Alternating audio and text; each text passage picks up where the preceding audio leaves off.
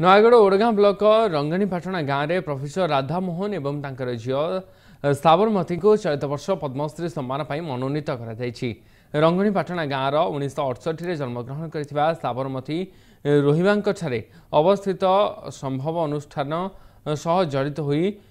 90 एकर टांगरा भूमि रे जैविक पद्धति अपनाई चाष कर चर्चा को आसी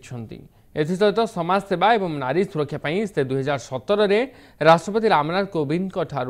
नारी शक्ति पुरस्कार पाई अन्यपक्षे प्रोफेसर राधामोहन अध्यापना करने सह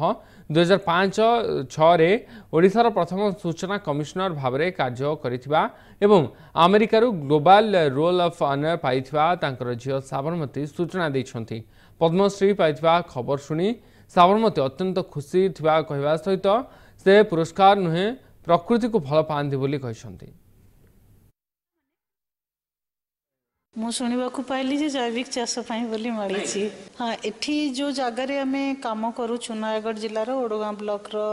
जो आम अवस्थित रही कम करुचु रहीचु से जगटा हूँ संपूर्ण भाव में तार ऊपर माटी बोही जाइथिला सेठी माटी बोली प्राय किछि नथिला एभलिया जगह घास उठिबा भी कष्ट थिला सेथिपई लोक माने एटा को असंभव कथा एठी किछि हेई परिबो नाही बोली चिंता करथिले कहउथिले मध्य